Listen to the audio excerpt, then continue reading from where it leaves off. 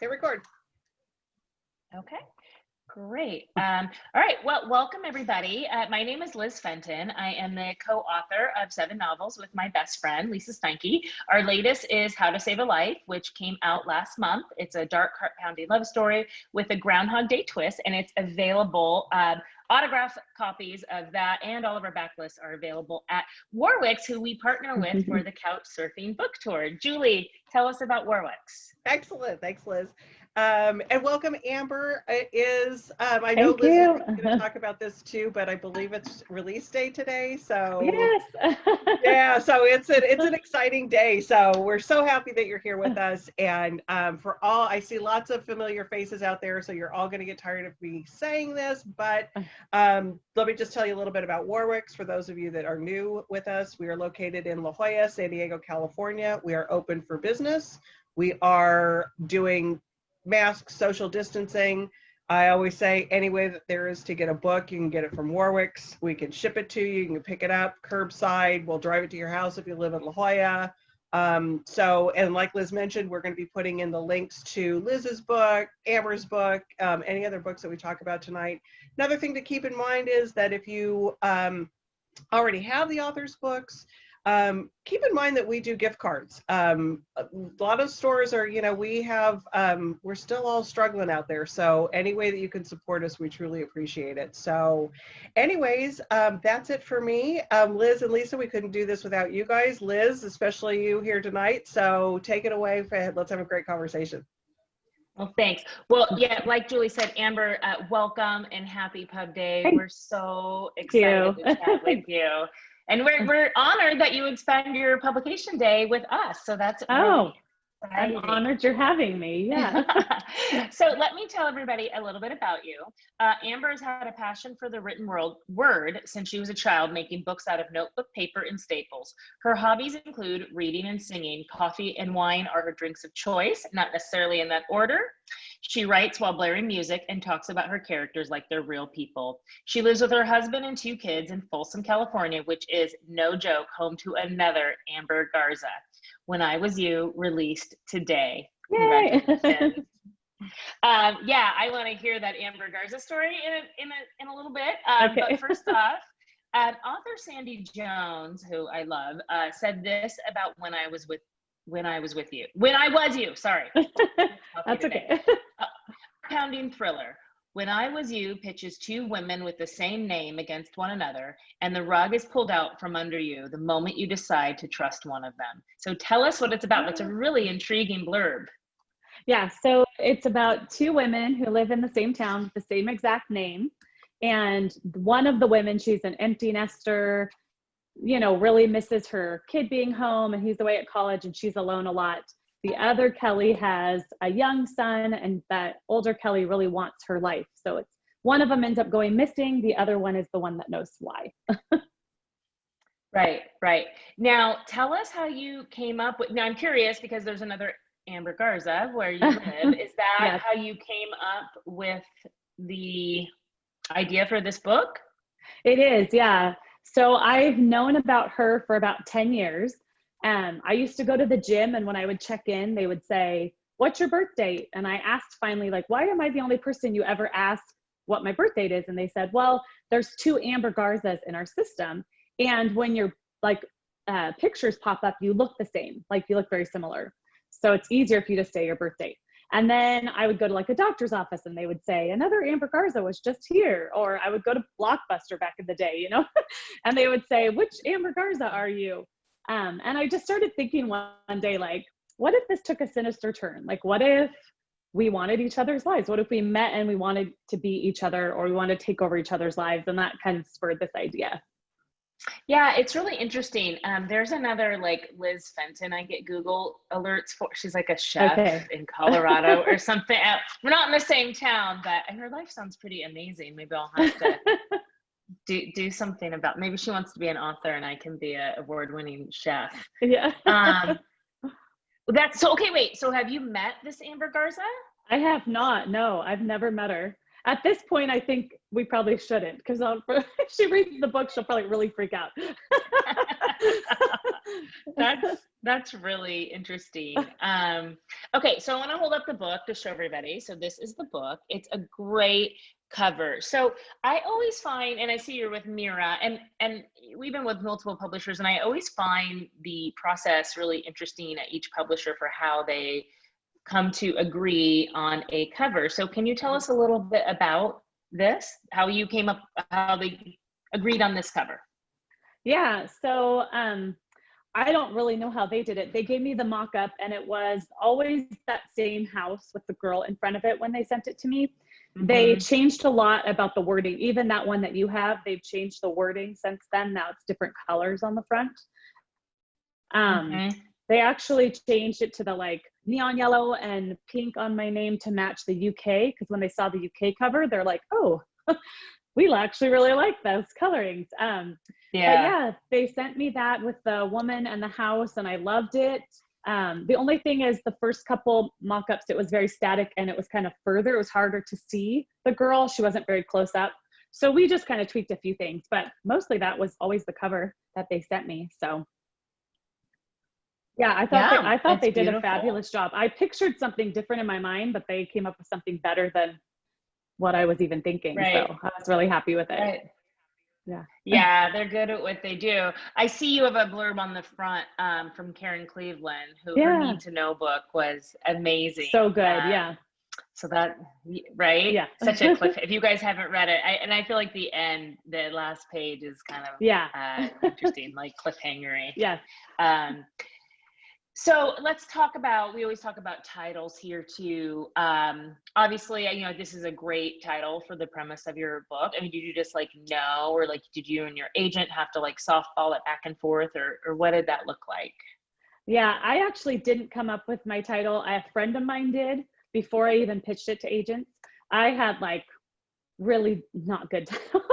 I had like, there were two, yesterday there were two, like I had all these things I was trying, and I was like, none of this sounds good at all. So a friend of mine who always beta reads for me, one day we just sat down and we like wrote down just every name we could think of. And that was one that she had in her list. And I saw that and I was like, oh my gosh, I love it so much. It was perfect. And so they ended up keeping it this whole time. So I'm really happy. I thought it just was like encapsulated everything and gave that mysterious element. So yeah. Yeah, I think between that and the cover, you get a real sense of what you're stepping into when you're opening it up. And I think that's always such a great thing. Yeah. You know? Yeah, I agree. So I did a little internet stalking on you today, and I was reading in an interview that you said Nancy Drew was your favorite literary character growing up, which I loved her too. Can you tell us a little bit more about that? And is it an inspiration for writing suspense? And then I'm also curious, as kind of a two-parter, if you have a literary character as an adult. Okay. Yeah. So I think I just always liked when I was a kid, I had like a really active imagination, like to the point, like I had imaginary friends when I was a kid, and my parents took me to the doctor to be like, is she nuts or is she just have a good imagination?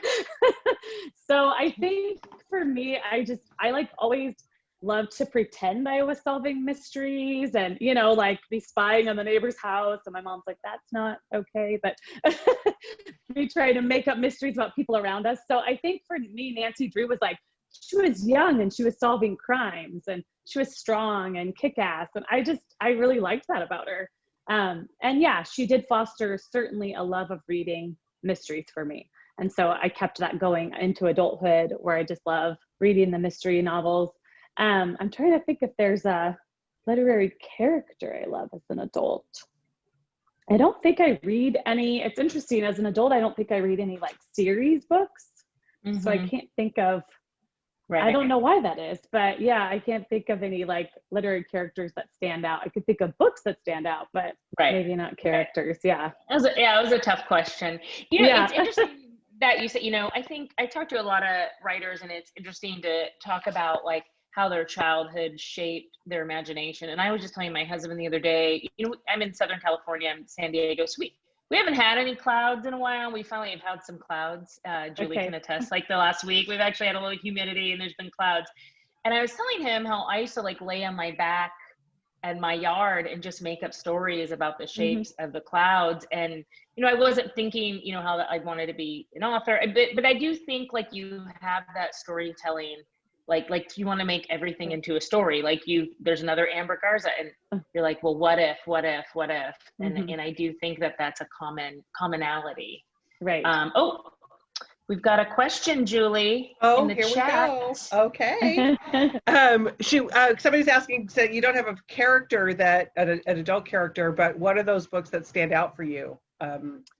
Yeah, so I think the books, so last year, my very favorite books I read was My Lovely Wife by Samantha Downing, which I just totally blew me away, and The Chain by Adrienne McGinty, which was really dark, but for some reason, those are like the two books that stick in my mind. Like I think about them still to this day all the time.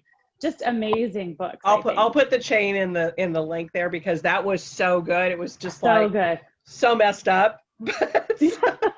So disturbing, but so good. And if you're a parent at all, it's just like, oh my God. Oh God, I don't know if I can read it. That's the one thing I can't do is like the kid, like bad stuff happening to kids. I have a hard time with. Even though I've written some bad stuff, like I have a hard time. I think we might have lost you a little bit, Liz, on your is Amber, can you hear Liz okay too, or did she kind of fade away? Got quieter, yeah. Yeah. Okay, hold on. Can you guys Okay. Anyways, well, I'll ask a question in the meantime. Okay. So I'm going to kind of switch gears on you a little bit because I always find it interesting, like your path and how you got to, you know, were you writing all the time when you were a kid, you know, and then how did you get an agent, you know, that whole path to publishing? Yeah. I always am fascinated by that. Yeah, I am too. So yeah, I always wanted to be a writer. Like my husband and I found this paper I wrote in first grade, like when we were moving into our house, that said, I want to be a famous author when I grow up. So I always thought I would do this. But it wasn't until my kids, so my daughter is 18 now. When she was 2, I wrote my first book. And that was back when like chick lit was big. So I wrote a book called Confessions of a Harried Housewife. Basically, that's what it was about. A harried housewife with these 2 kids. She thought her husband was cheating, and she goes on this path to make herself like go from frumpy to fabulous in 5 easy steps. You know, so it was one of those, just those kind of books. And it was so freeing and fun to write that. And then I tried getting it published, and this was 17 years ago, tried the agent publishing route, got some great feedback from some editors, but the chick lit genre just wasn't doing well at that moment. It was like it was on the outs. Right. So it wasn't the right niche for me. I'd written like 3 of them, but it was too late. So missed the window. Yes, I totally missed the window.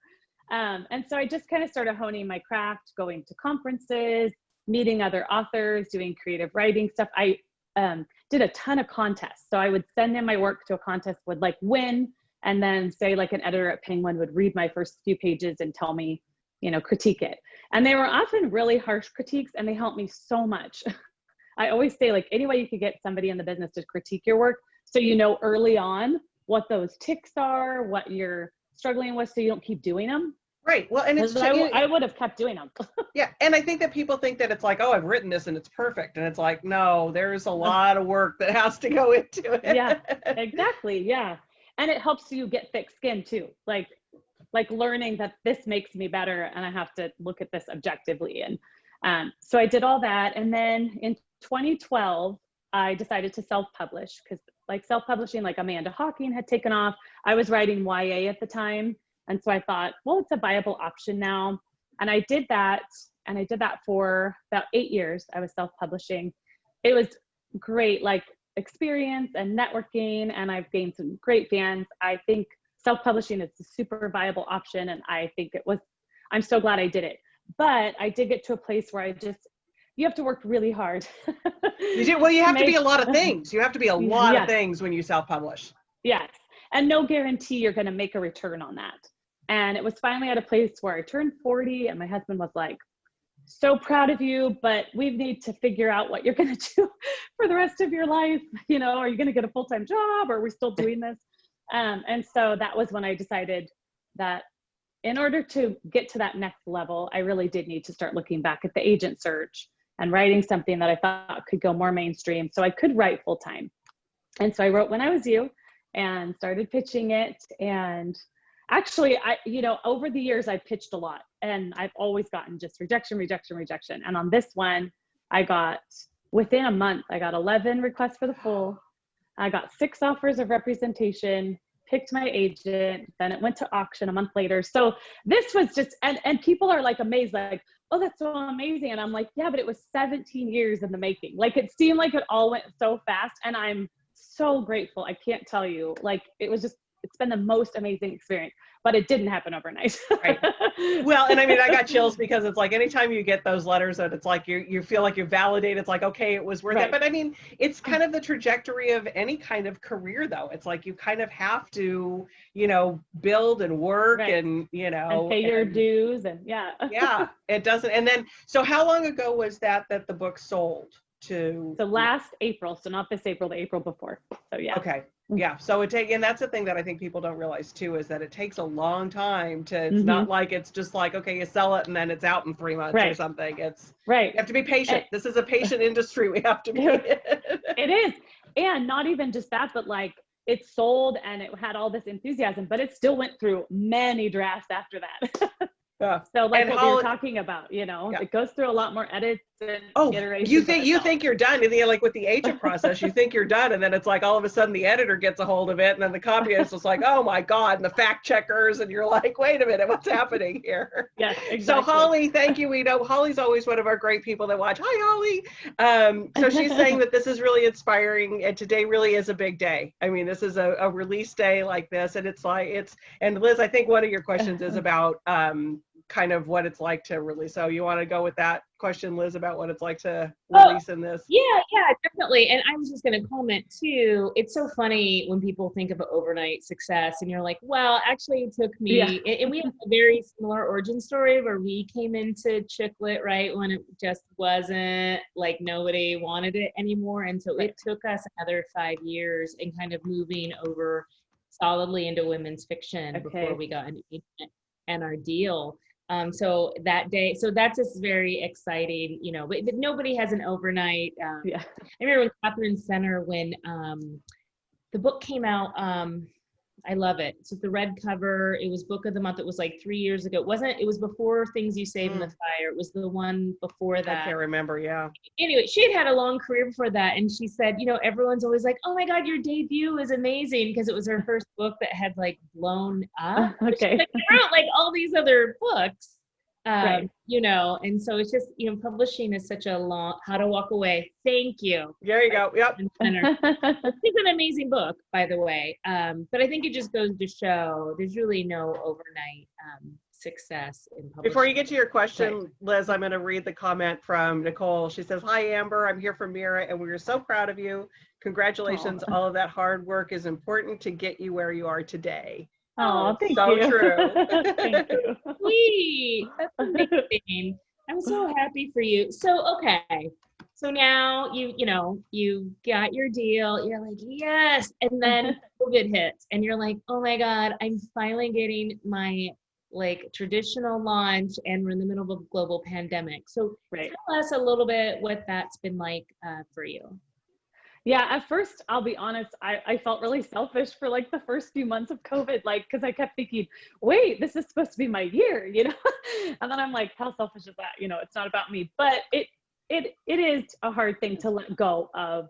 Like, I was going to have a big launch party and I was going to get to travel in the fall. Like, I had all these things lined up that I had been looking forward to. So I think at some point I just had to like mourn it and let myself feel sad. And go, it's okay. I could be selfish in this moment at home with my family and be sad and cry. And then I need to move on. And so at this point, it's such a dream come true that I realized today when I woke up that just this feeling of like, I can't believe this is real life and I can't believe this is happening. And I realized it's just as exciting, even if I'm doing it over online events. And I did get to go to a bunch of stores and see it today. I wore my mask and my kids took pictures. And so, I mean, it's still amazing. It's different. But I kind of just have stopped letting my brain go to where it might be. and then just, this is what it is. And so it's Right. so And great. It's I'll so silver great. lining it for you. I mean, I think, and we did a launch last month and the same thing. And we've talked to a lot of authors here. We're actually reaching a lot of people you might not have reached. Mhm. Like, you may not have come to Warwick's and you may have Right. stayed closer to home and Right. you're able to we've had people from other countries come on the, Yep. Julie, I know you can speak Yep. to that. I mean, so the people that you can reach, because usually a book tour is just your city and maybe some other big Right. cities. But your reach is probably extended by doing, I'm trying to I'm a silver line. Yeah. I'm at the point where I'm silver lining everything in the pandemic. So. It's so true though, But but I Liz, think you're you're right. right. Yeah, I think you're right too. And it's one of those things that and we get to record these, we put them onto social media. You can face, so your reach does, I mean, hopefully they're buying them from Warwick's, but hopefully they're Right. buying the book from somewhere. And they, speaking of, Liz, hold the book up, or somebody hold the book up and talk about it again, but you got to talk so that it's, say something. I'll talk. There you go. Oh, and Nicole also is saying one positive thing about COVID is that people have rediscovered their love of reading. And I agree with that too. I think people are tired of watching, whatever they're watching. Right. And people, if they weren't reading at first, I do think they're reading more now. Yeah, I agree. And one thing I did notice today is that so many people throughout my life, even people I haven't seen in 10 years, were taking pictures of themselves with the book at their bookstore and sending it to me. So I feel like people are excited to go and do something today, even if it's just the one, I don't know. I feel like people understand that it's a hard time and that people are rallying together. And so I'm seeing that, and that's a beautiful thing. So it really is. Okay, David. Hi, David. We've got a question from you. He says, I like the theme of two people in the same town sharing the same name. There's another David Marsh in La Jolla. I met him and found it quite eerie that you share something so intimate with another person you don't know. Did your subjects experience that feeling in the book? Yeah. Oh, for sure. Especially I always call them Kelly 1 and Kelly 2. But I feel like Kelly 1 especially felt like, well, honestly, she feels like an obsessive thing towards Kelly 2. But yes, she definitely feels like it's surreal to meet somebody with her exact same name. Yeah, and then to look alike too. David, do you look like the other David Marsh? You can do it here. I'll take him. Okay. And unmute. You gotta unmute. Or you can shake your head or nod. Oh well. Yeah, it's pretty fascinating. It's pretty fascinating because I work at UCSD. And 2 years ago, a new women's swim coach at UCSD was named David Marsh. Oh. And he didn't have an email yet. I got all these letters from people who wanted to join my swim team all over the country. And last year I was at La Jolla Shores and I saw the UCSD swim team. And I said, is your coach there? And they said, yes, there's David Marsh. I said, I'm David Marsh. He says, you're the one getting all my emails, but it's pretty eerie if something as intimate as your name and you share this, but you don't know the person. I don't know if other people have experienced that. Yeah. Yeah, it's a strange one, that's for sure. Yeah. Thank you for sharing. Thank you, David. So, this has been a journey for you, and I'm sure you've over the years, and I know we were like this. We had writers that we really admired, and I think especially as you're shooting toward where you want to be. So who are some of those authors over the years that have really inspired you, who you want to be like or have careers like? Or Okay. Yeah, so my very favorite author ever isn't even in my genre, but it's Alice Hoffman. I think she's just adore her. If I could meet one person, it would be her, because I'm obsessed with her writing. Come to La Jolla next time we host her, because she definitely comes to La Jolla for all of her book tours. So I love Alice. Oh, I think she's amazing. Like, just her writing is just, I can't say enough. Just so it's so different than what I'm good at. I'm not very good at descriptions. That's something I have to work really hard at. And her description, like just the way she writes, is just beautiful. It's just gorgeous. So I've always been a huge fan of her. I've also been a huge fan of Jodi Picoult, and then in my genre, I love Sophie Hannah is my favorite in my genre, and I've read her for years. She was actually the very first psychological thriller I ever read was Little Face by Sophie Hannah. I had never even heard of the genre, and I read it and just it blew my mind that someone could write this and that it could be so mind-bending and be so suspenseful, but yet nothing really, it's like all in this person's mind. So I just thought that was just amazing. And so I've been a huge fan of her for a really long time. And then Mary Kubica, I read The Good Girl and just like, it blew me away. I just thought it was amazing. So I've read all her stuff and followed her. Yeah. So, and then growing up, I read all of Mary Higgins Clark. I had like, so did I. I got to meet her. I got, when we were with Atria, they had this party during BEA and she was there, and Lisa and I think we scared her. This was several years ago. She was on the frailer side and we like attacked her in there. Like we were so excited. I grew up reading her books and Sydney Sheldon. Yeah. I read Sydney Sheldon. Yeah, she could not have been a nicer, more gracious person with these two crazy girls attacking. Okay, I have to interrupt here for a minute too, Amber. And this is kind of a secret, so everybody that's in the room here is going to know because they haven't quite announced yet. But we're going to host Alice Hoffman is going to be in conversation with Jodi Picoult for an event that we're doing. So we've got both of them together. So you'll have to tune in. I will have to watch that. I know that Jodi Picoult's a big fan of Alice Hoffman too. They're actually really good friends. Yeah. Yeah. Because so the most embarrassing story of me meeting any famous person is when I met Jodi Picoult. But I made such a fool of myself. But she had mentioned that Alice Hoffman was her favorite author, which she was also mine. So I was like, oh, we have something else in common. But yeah. No, so you have to tune in sometime in October. I won't share that much info about it, but I was wondering because I knew about it. I was wondering. Oh, that's exciting. She said that. Spill a little bit of the beans there. I have another quick question. Yeah, go. Yeah, because every time I go back to our website, I see your beautiful author photo. And is it one of those things, because I know I hate having my picture taken. And so Liz, you could probably answer this one too. But is that awkward taking author photos and then picking them? Or is it just like, does it just come natural to you?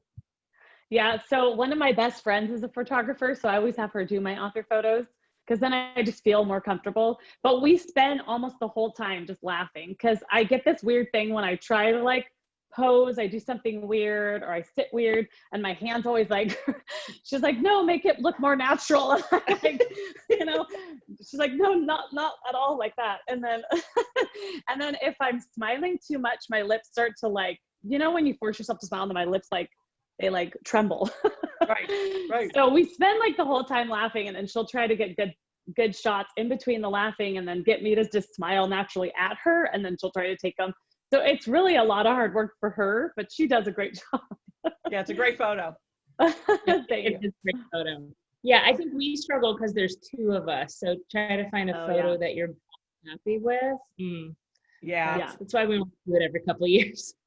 I have a question. I know we have a question from Holly we can go to in a minute, but I'm curious about the way you write. I mean, are you a plotter and a pantser? Does it vary between genres? Because I know it kind of does for us as we've written in a couple different genres. So I'm curious what that looks like for you. Yeah, so it really depends on the project for me. Before I was writing mostly romance, which is, as you know, like more formulaic. So it was easier to not have to plot because it just kind of came because you know, like what's going to happen, or you know, you kind of know there's going to be the dark moment, and there's going to be the conflict, and so it flows easier. With When I Was You, I actually, when I sat down to write it, I only knew like a few plot points, and I knew what it was about, and I knew the characters, and then I just kind of started writing. It went through a lot of drafts before it is what it is now. It went different ways, like completely different ways, different twists, everything, to bring it back to what it ended up being. But with my second book that I just turned into my editor, I tried to write it that way. And I think I kept getting in my head, like, this isn't as good as When I Was You. And the second book is hard. I'm not going to lie. It's really hard. And so then I had to, for my own sanity, really plot that book out. Like I had to know where I was going because I would just get in my own head and hate myself while I was writing it, you know, and I wasn't gaining any traction. And then with the current book that I'm working on, I've been doing kind of a mixture of both. Like I started it not knowing, and then when I kind of figured things out, now I plotted it the rest of the way out. So I think it's probably from now on will depend upon the project for me. Yeah. Right. Which just kind of goes to Holly's question. Yeah, go ahead, Julie, ask it. Yeah, because she said with your characters having the same name, how do you organize their different or similar traits? So that's got to be tricky. You might have to use like different colors or something. Yeah. So with the Kellys, what was interesting is Kelly 1 is in her 40s and she's like an empty nester. And then Kelly 2 is in her 20s and has a baby. So for them, they were such distinct characters that it was really easy for me to differentiate. So I always felt kind of like Kelly 1 was more like me, just in her stage of life. So I was processing a lot of my own stage in life. Whereas Kelly 2, I always say that I finally felt her voice when I thought, how would somebody in their 20s make fun of me? Because Kelly 2 is kind of snarky and she kind of pokes fun at Kelly 1 a lot. So really in her character, her voice came out as someone who was making fun of me. And that, so they felt very distinctly different in my mind. So they were easy for me to differentiate in that way. Definitely. And like I was going to say, I totally agree with you. And we, in our suspense novels, we've really had to outline much more. It's just, you've got to kind of know more where you're going, where I think in women's fiction, not that it's easier to write, Right. but you can do like a 3-act play and then like fill it in, and it's a little bit, because there's just, I think in suspense, you know, really good suspense books have breadcrumbs along the way that you don't realize are breadcrumbs until you get to the end of the book, and you're like, oh, yeah, they dropped a clue about this. And those have to be planned out carefully, right? Because I don't know about you, but when we're in the editing process, it's not a lot. It's a lot of times it's like, oh, you're hitting this too hard, and then we pull back, and they're like, ooh, well now we don't, you know, now it's out of nowhere, and it's really a balance to find that in those type of books. So bravo. Right. Doing that. Yeah. I know for me in editing, one of the things I'm really trying hard not to do it in this book, but in my last 2 books, one of the things we had to do was a lot of pulling back. Like, cause I know what's going to happen. And I guess I write it like full force coming out of the gate. So in my last 2 books, my editor would be like, okay, well, you're giving away a lot. Or she's reacting really strongly. Like we want to build to that reaction. So in this book, I'm like, okay, I'm going to work harder on the slow burn, because I have this like need to be all, well, I know that they should be feeling so big about this already. Right. You know? Right. That has to be really hard, because like when you know the end, you know, it's like that has to be a really hard thing to, you know, I give it up to you guys that are writers, because that's why I'm not a writer. I just like reading your guys' books. The balance of that, you know, it's like peeling back an onion, but the balance of when to peel the onion is it's a very tricky thing, and particularly in the first, I would say like 5 chapters of the book, because that's where you get everybody, or that's where they're setting your book aside and picking up another. Right. Yeah. So it's difficult. So so you've probably done a lot of reading, or maybe you haven't in quarantine, but I'm curious what the 3 best books you've read this year are. They don't have to have released this year, but you've read them this year. Okay. This was released a really long time ago. I always say it wrong, but I always want to say The Perfect Son, but it's The Good Son. Oh, and I can't remember the author's name. Julie, do you know? If it's it's not a suspense book though, is it? It was like he wakes up and his mom is dead. It's Jiang is the last name. Jiang, I think is the last name. Hold on, I'm looking at it. So he wakes up and his mom is dead, and he's covered in her blood. Yes. Okay. Oh, I read that in like one night. I couldn't put it down. I stayed up till like 2 a.m. reading that book, and then I had almost got to the end, and then I woke up early the next morning to finish it. It was really, really good. So that was one, and then I read Need to Know a couple months ago. What you just mentioned by Karen Cleveland, and I thought it was amazing. I'm trying to think if there was one other book that I thought. Oh, I know what it was. It was J.P. Delaney, and it wasn't The Girl Before, because I read that a couple years ago. It's not a newer book either. It's the one. It was the one that came out last year. Yes. I'm forgetting the title. If anybody out there knows the title, I don't know. I'm so bad. I read so many books, so I'm bad with like the titles. anyway, I loved it. I thought it was super. If you've read it, you know it's like it's a thriller. A woman wakes up and she doesn't remember who she is, but then her husband is saying that's her husband. Anyway, a J.P. Delaney. Okay, hold on, I'll look it up. I love that premise when like someone wakes up and someone's like, I'm your husband, like What Alice Forgot by Leanne Moriarty. That's one of my favorite books. Yeah, that's a like, good one. I'm a sucker for like a coma waking up situation. I am too. And this one went to like a place that I've never read a book. Is it The Girl Before? No, that's no, the first one. The next one. Playing Nice just came out in July. Yeah, it was So the that one in wasn't it. between those. It's the one in between those. Believe Me? Yeah, I think that's it. No? Believe Me or The Perfect Wife? Maybe it's it's The Perfect No, The Wife. Perfect That's Wife. what it was. The Was that Perfect what it Wife, was? yeah. Yeah, The Perfect Wife, it looks Where like. she maybe. wakes up. Okay. Yeah. Yeah, so good. The Girl Before was really good too, but I read that a couple years ago. But yeah, I would say those are like the top ones from this year that I remember. Oh, and then I read the Hunting Party by Lucy Foley. I read that a few months ago. That's good. I have that on my TBR. Is that good? Yeah. I thought it was really good. Yeah. I picked up her new one, but I haven't read that one yet. So I'm behind for some reason on these books, but they were really good. So you have mentioned a couple times about a book that you just turned in, then another book that you're working on. So can you tell us about your next book that's coming out and maybe even a sneak peek on what you're working on as well? Yeah, so I just turned in a book. It's called, tentatively titled, Where I Left Her. And it's a single mom, Whitney. She drops her 15-year-old daughter, Amelia, off at a new friend's house, Lauren. She watches her walk up to the door. Lauren and Amelia wave. They go inside. She goes back to pick her up the next day, and an elderly woman answers the door and has no idea who Amelia is or Lauren is or what she's talking about. Wow. So, yeah. Like my pulse, like my heart's pounding. Just that sounds awesome. And say I'm excited about the it. working title again is Where I Left Her. Okay. Ooh, I like it. And that phonetically goes very well with this book's title too. I'm into that. Yeah. Like the authors like almost has like a brand with their book titles, like how they sound. I love that. Yeah. So I'm hoping I think they'll keep it. That's awesome. So I'm really curious because you've really persevered in your writing career. So I'm sure a lot of people would want to hear what advice you have for someone who's struggling to get an agent, who, you know, to be published. I really want to know what you have to say, because I think you probably have a lot of wisdom, having gone through all, you know, cleared all the obstacles that you've cleared. Yeah, I think the biggest thing is just really believing in yourself. Like I wanted this so bad. Like I wanted it more than I wanted anything career-wise in my life. And I couldn't imagine going through my whole life and never having this happen for me.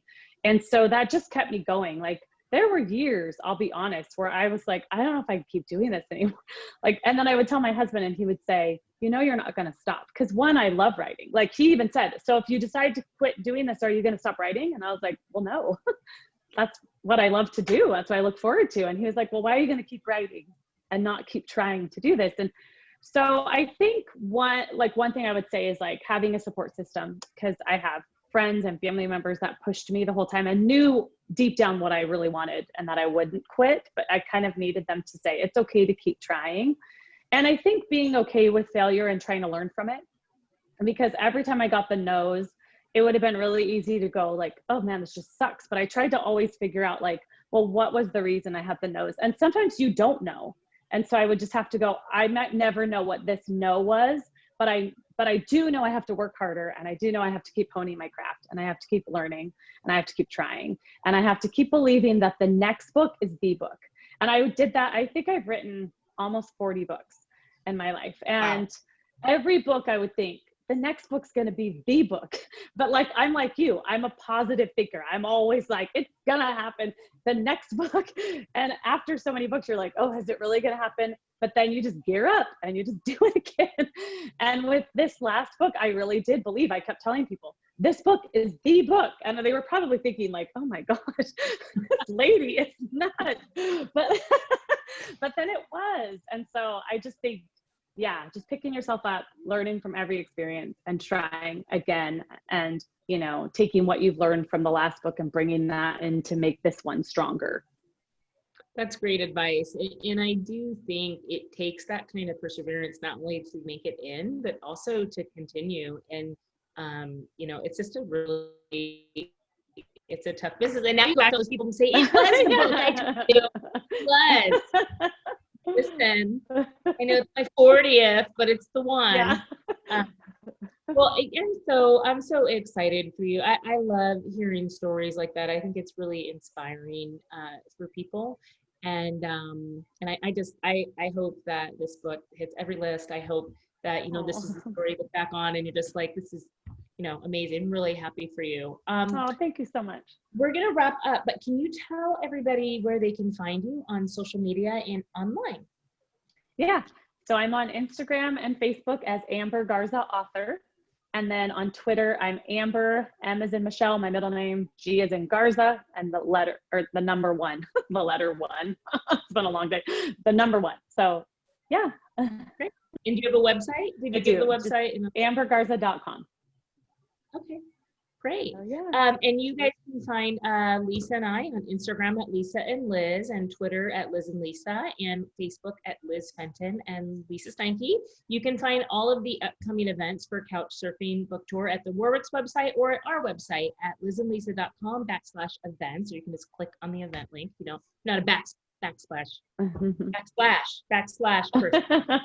Do that. So, well, Julie, you want to give us some Close more us out? Yeah, to close out. All right, yeah. So Amber, thank you again. You know, one of the things we forgot to ask you, where are you calling in from today? Where do you live? I live in Folsom, California, same as where the book takes place in. Yeah. Okay, yeah, because I was like wondering, it's like, oh, are you on the East Coast and we've got the time difference to going, but so good. So the next time that Warwick's is open for actually having events, you'll have to come down and we'll do an event at the store here. So don't forget, everybody, if you haven't bought Amber's book or Liz and Lisa's book, please think about buying it from Warwick's, but always remember that gift cards are a great option too. So anyways, we so appreciate, Amber, you being here. Liz, always, couch surfing would not be here without you, and we are so happy that you guys have done this with us. So anyways, everybody, thank you again for joining in with us. And Liz, you want to take us out? Yeah, just we'll see you guys. I think we have something coming up next week. I don't have it off the top of my head, but me either, but check it out. And again, Amber, I'm so excited for you, and just know that we'll be watching your career and rooting you on. Thank you so much. All right, take care. Happy Pub Day. Okay, thank you. Bye, guys. Thanks. Bye.